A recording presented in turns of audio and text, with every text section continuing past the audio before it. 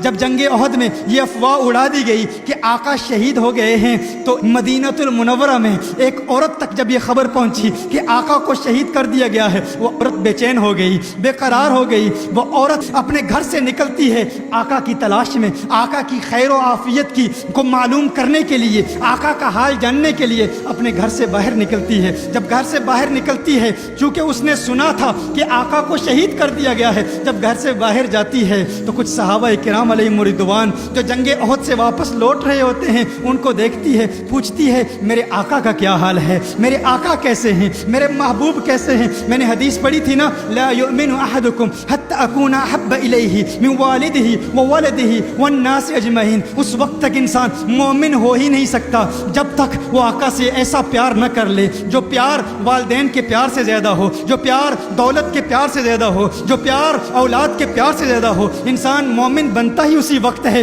جب انسان آقا سے پوری کائنات سے زیادہ پیار کرے، ہر ایک سے زیادہ پیار کرے۔ یہی پیار کا تقاضا ہے۔ مصعب بن عمیر نے اپنے ماں باپ کو چھوڑا تھا، یہاں یہ ایک عورت آقا کے پیار میں، آقا کی تلاش میں بے قرار ہو کر مدینہ المنورہ سے احد کے مقام کی طرف جا رہی ہے، صحابہ سے ملاقات کرتی ہے۔ صحابہ کہتے ہیں، ہے صحابیہ کیا تو جانتی ہے تیرے خامند کو شہید کر دیا گیا ہے، تیرا خامند شہید ہو چکا ہے، تیرے خامند کو قتل کر دیا گیا ہے۔ اس عورت نے کہا، ارے میں نے خامند کے متعلق نہیں پوچھا، میں نے اپنے محبوب کے متعلق پوچھا ہے، بتاؤ میرے محبوب کا کیا حال ہے۔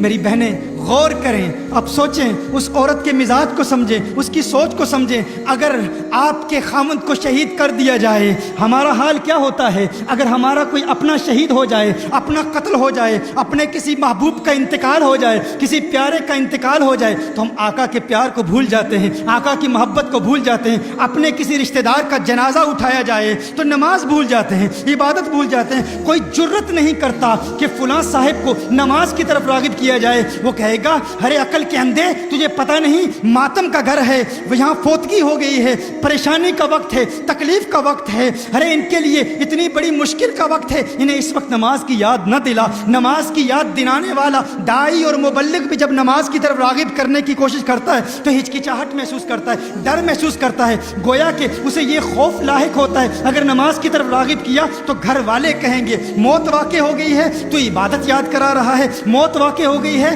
تو تدفین کے احکام سکھا رہا ہے، موت واقع ہو گئی ہے تو کفن کے احکام سکھا رہا ہے۔ ہر ایک ڈرتا ہے کیونکہ ہم نے ماحول ہی ایسا بنا لیا ہے نا، ہم نے ماحول ہی ایسا کریٹ کر لیا ہے۔ لیکن اگر ہمارا کوئی عزیز اقارب رشتہ دار اس دنیا سے چلا جائے، ہم دین کو بھول جاتے ہیں، آقا کے پیار کو بھول جاتے ہیں، آقا کی محبت کو بھول جاتے ہیں۔ اور وہاں وہ عورت جو آقا سے پیار کرتی ہے، آقا سے محبت کرتی ہے، اسے بتانے والے نے بتایا تیرے خامند کو شہید کر دیا گیا ہے، تو خامند کے متعلق نہیں پوچھتی؟ اس نے کہا نہیں نہیں، مجھے میرے محبوب کے متعلق بتاؤ۔ نہیں کہا کہ اس کے کفن کا انتظام، اس کے دفن کا انتظام، نہیں خامند کی یاد ستا رہی ہے، نہ ہی خامند کی محبت ستا رہی ہے، وہ جاننا چاہتی ہے میرے آقا کا کیا حال ہے، میرے آقا کیسے ہیں۔ ایک اور صحابی آتے ہیں، وہ صحابی کہتے ہیں تجھے پتہ نہیں تیرے بھائی کو شہید کر دیا گیا ہے، تیرے بھائی کو قتل کر دیا گیا ہے۔ اس نے کہا نہیں نہیں، مجھے بتاؤ میرا محبوب کیسا ہے، مجھے بتاؤ میرے آقا کیسے ہیں۔ کسی نے کہا ارے تجھے پتہ ہے جنگ احد میں تیرے باپ کو شہید کر دیا گیا ہے۔ اس نے کہا نہیں نہیں، بتاؤ میرے آقا کیسے ہیں، بتاؤ میرے محبوب کیسے ہیں۔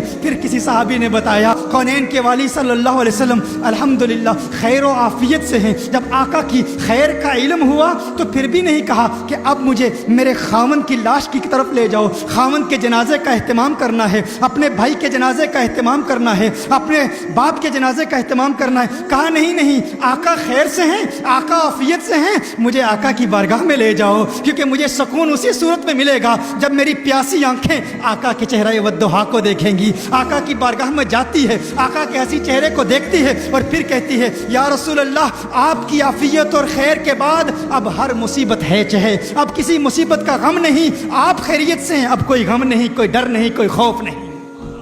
یہ پیار ہے۔